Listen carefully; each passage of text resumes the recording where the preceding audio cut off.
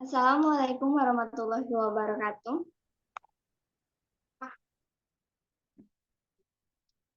Saya Fauzian Harisalma, F1 S1D2053, akan membahas tentang hasil rangkuman dari kelompok 4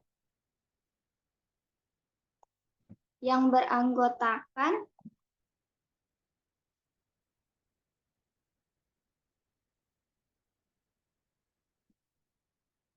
boleh slide selanjutnya.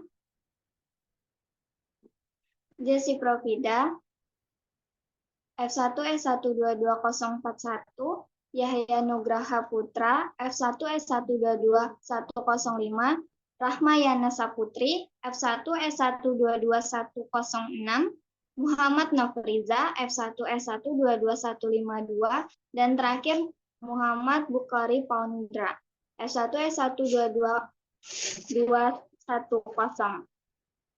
Di sini kita membahas 3 jurnal yang berbeda.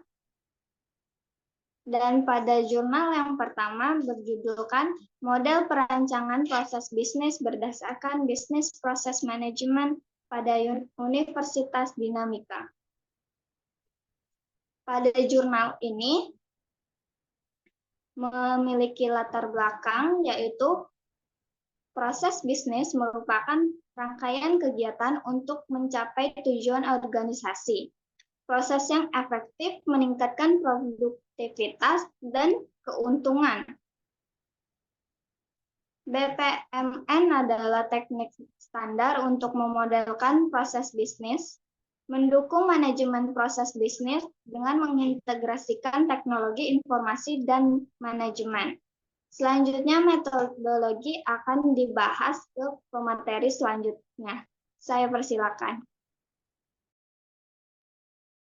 Baik, kepada Salma. Di sini saya akan membahas mengenai metodologi yang ada pada model perencanaan proses bisnis pada jurnal 1. Di sini ada 3 tahap, yaitu tahap permulaan yang termasuk di mana di dalamnya yaitu pengumpulan data dan perancangan kerangka konseptual. Kemudian tahap pengembangan yang berisi identifikasi, discovery, analyze, redesign, dan implementasi serta monitoring dan kontrol yang ada pada model perancangan proses bisnisnya. Kemudian yang terakhir itu melakukan evaluasi berdasarkan metode dan hubungan antar tahap dalam model perencanaan pemodelan dalam proses bisnis tersebut.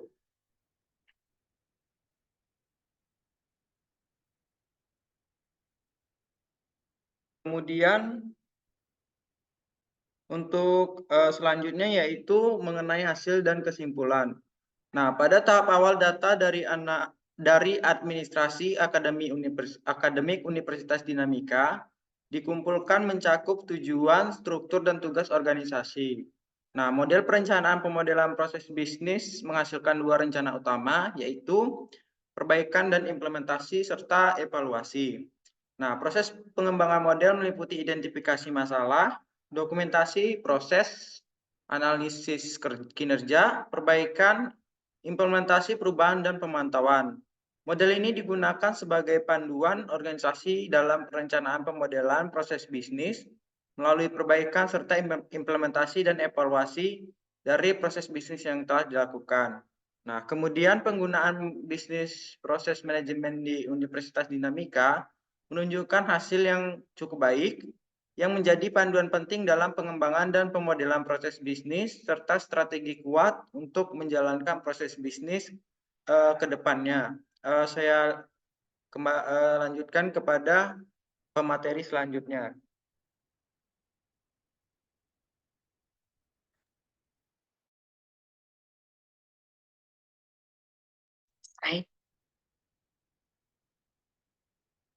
Baik, selanjutnya pada jurnal kedua yang berjudul yaitu Analisis Rantai Nilai atau Value Chain pada Produk Batik Tulis di Surakarta. Penelitian ini menganalisis rantai nilai batik tulis di Kampung Batik Laweyan, Surakarta, dan mengidentifikasi aktivitas dengan nilai tambah tertinggi Daya saing batik dalam perdagangan internasional bergantung pada efektivitas rantai nilai. Dengan batik sebagai komoditas, unggulan yang signifikan bagi perekonomian nasional. Selanjutnya itu hasil dan pembahasan. Penelitian pada jurnal ini mengidentifikasi aktivitas utama rantai nilai batik tulis meliputi pembelian bahan baku, produksi, dan penjualan. Bahan baku diperoleh dari pemasok lokal dan luar kota. Produksi mencakup motif, pencantingan, pewarnaan, pencucian, dan pengeringan. Penjualan dilakukan melalui galeri lokal dan online dengan konsumen domestik dan internasional. Aktivitas dengan nilai tambah tertinggi adalah pemasaran dan penjualan dengan konsumen dari Jakarta, Bandung, Kalimantan, dan luar negeri. Beberapa pengrajin menawarkan layanan retur barang. Selanjutnya dilanjutkan oleh Nofriza.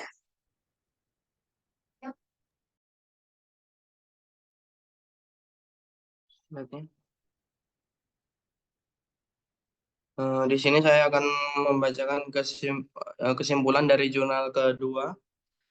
Aktivitas dalam rantai nilai produksi batik tulis di Kampung Batik Laweyan umumnya berjalan dengan baik, terutama dalam hal variasi motif, kualitas pewarnaan, dan layanan pelanggan. Namun terdapat beberapa kendala seperti durasi pencantingan yang lama, upah tenaga kerja yang tinggi. Meskipun demikian, aktivitas pemasaran dan penjualan menunjukkan kinerja yang sangat baik, memberikan kontribusi signifikan terhadap nilai tambah ekonomi produk batik tulis dari Surakarta. Selanjutnya saya kasihkan ke Pondra. Baiklah, saya akan menjelaskan jurnal 3. Analisis proses bisnis usaha kue pelangi menggunakan value chain analysis SWOT oleh Siska Almaneir dan rekan-rekan memfokuskan pada analisis rantai nilai dan SWOT untuk meningkatkan keunggulan kompetitif dan dari Pelangi Bakery. Pelangi Bakery, UMKM yang memproduksi berbagai macam roti, didirikan pada tahun 2009 setelah memulai produksi pada 2010 dan mengalami pertumbuhan keuntungan awal pada tahun 2013 menghadapi penurunan omset akibat pengalihan pengolahan dan persaingan bisnis yang meningkat. Untuk setiap kompetitif, Pelangi Bakery perlu meningkatkan keunggulan kompetitifnya di pasar. Nah, selanjutnya saya akan alihkan ke materi Jessie.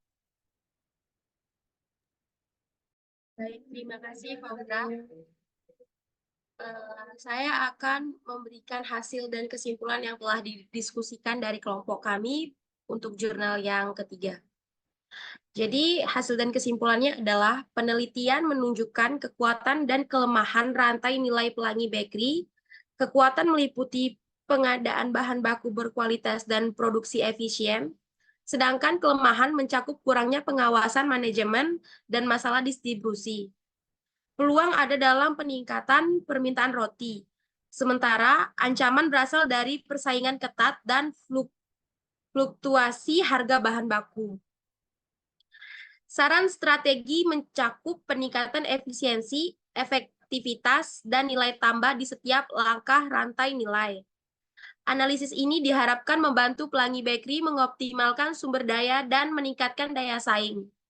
Dengan analisis rantai nilai dan SWOT, Pelangi Bakery bisa mengidentifikasi area peningkatan dan memanfaatkan peluang untuk mempertahankan dan meningkatkan posisinya di pasar kompetitif. Baik, sekian dari saya kembalikan ke Fauzian Hari Salma sebagai moderator. Terima kasih para presenter sudah menyampaikan hasil diskusi kita beberapa belakang hari ini. Semoga dari presentasi tugas akhir proses bisnis ini nilainya memuaskan. Sekian dari kelompok 4. Terima kasih. Wassalamualaikum warahmatullahi wabarakatuh.